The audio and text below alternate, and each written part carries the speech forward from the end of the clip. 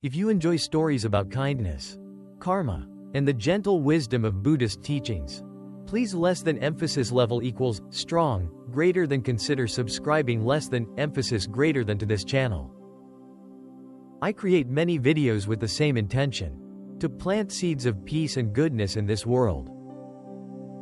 Thank you, from the bottom of my heart. Now, let me ask you something. A question that might sound silly at first, but please, stay with me. Have you ever looked at a flower, really looked, and wondered, why doesn't it compare itself to the flowers next to it? Why doesn't it say, I'm not as bright as the daisy? Or, my petals aren't as perfect as the rose? It just blooms, without apology, without needing to win, without needing to be better. And yet, it is beautiful, exactly as it is.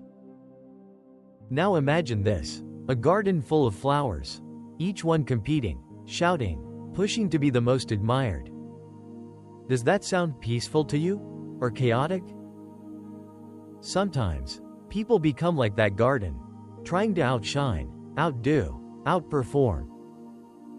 But what if the real power lies not in competing, but in simply being? So let me ask you, and I want you to really think about this. If life is a race, who are you really racing against? Is it someone else, or just your own fear of being not enough? Answer me in the comments. I read every one, and I want to know, what flower are you trying to outshine? Or maybe, you're finally ready to just bloom. Once upon a time, in a quiet village nestled between green hills, there lived a blacksmith named Thomas. He was strong, skilled with metal, and known across the valley for his fiery temper. He was proud, too proud. Thomas believed he was better than everyone else. Especially the farmers. He would laugh and say, they dig in the dirt like worms. I forge steel like a god. But near the old village temple, there was a young girl named Lena. She couldn't speak, no one knew why. She simply smiled, and tended a small flower garden, next to the temple steps. Each day, Lena would sit in the sunlight, quietly planting, watering, and watching the petals bloom. People often whispered, that girl is strange, but peaceful, like she's listening to something we can't hear. Children would bring her seeds. The elderly would sit nearby, just to feel her calm energy. And slowly, without words, Lena became the heart of the village. One day, Thomas overheard two women gossiping near the market. I'd trust that flower girl more than I'd ever trust Thomas. One said, he may be loud, but she has peace.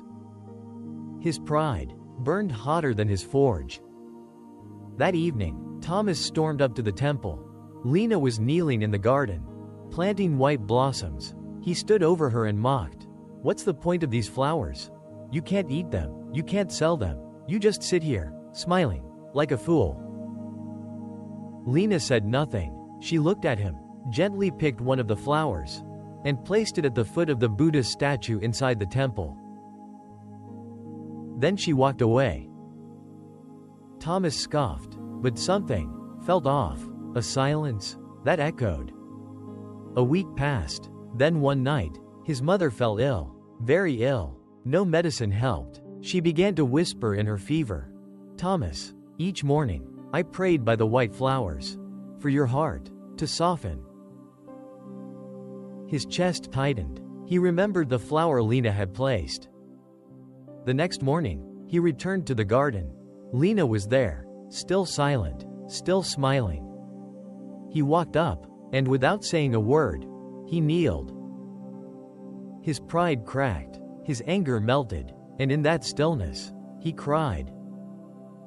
From that day on, Thomas was no longer the same. He still forged tools, but he also brought water to the garden, repaired the temple gate, sat with elders. And each morning, he placed a single white flower on the altar. When asked why, he would say, that girl, the one who never speaks, she taught me more about peace than all the words in the world.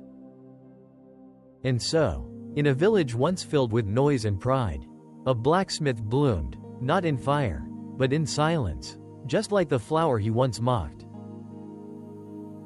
What did the story of Thomas and Lena teach us? Not just about pride, or silence, but something far deeper. A truth, spoken through stillness. In Buddhism, we learn that peace is not found in proving yourself, but in understanding yourself. As the Buddha said, even if one conquers 1,000 men in battle, the greatest victory is to conquer oneself. Dhammapada, verse 103. Thomas believed he needed to be better, stronger, respected, feared, but all that striving was just fear in disguise.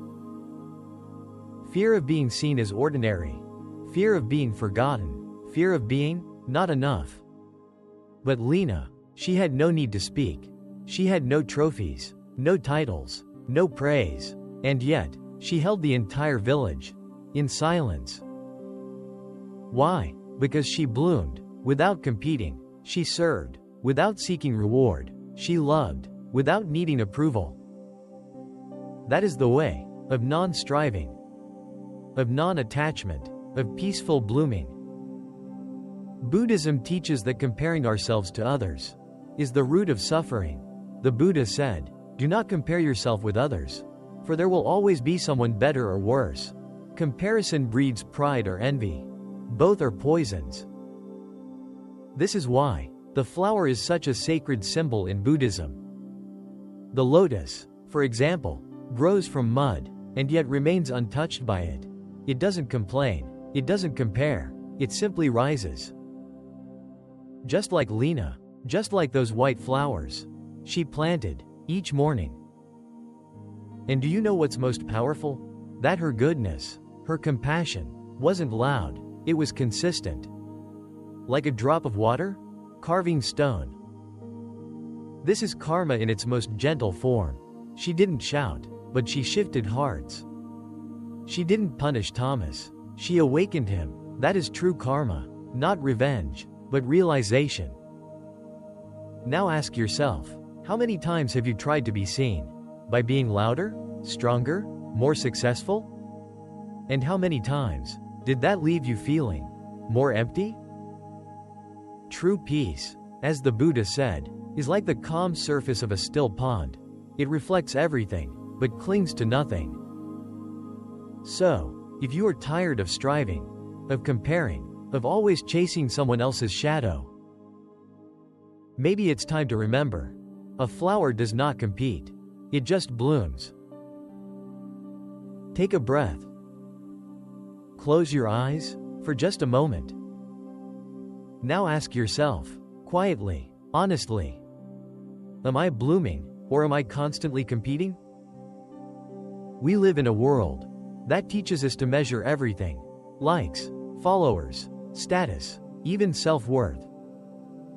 But let me ask you, how do you measure the sound of a flower blooming? You can't, because it's silent, and yet, it changes everything around it. That is the kind of life you can choose. You don't have to fight to be seen. You don't have to scream to be heard. You don't have to compete to be worthy. You just need to return to yourself. Look at Lena, a girl who never spoke a word, yet left a mark deeper than the loudest man in the village. Look at Thomas, who had everything to prove, until he realized there was nothing to prove at all. And look at yourself. Right now, you have survived storms. You have carried invisible weights. You have bloomed in silence, and you don't even know it. So here is my offering to you today. Not a lesson, but a seed. Plant this truth in your heart. The sun does not compare itself to the moon. It simply shines when it's time. And neither should you. Let people rush. Let them chase. Let them scream. You take a step back. Breathe, and just bloom. Speech balloon. Now I have a question, and I want you to really answer in the comments. If nobody ever clapped for you again, would you still keep blooming? Think about that. Do you bloom for them? Or for yourself? Let this be the space where we explore that together. Share your truth, your pain, your growth, because every comment is like another flower in this garden we are building together.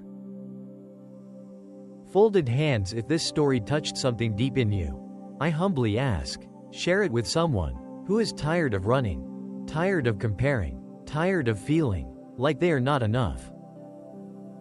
Let them know they are not late, they are not behind, they are exactly where they are meant to be. Maybe all they needed was to hear a story about a silent girl, a proud blacksmith, and a white flower that changed everything. And if you'd like more stories like this, true, Buddhist inspired, tender and raw, then please subscribe to this channel. Not for me, but for the you who wants to grow.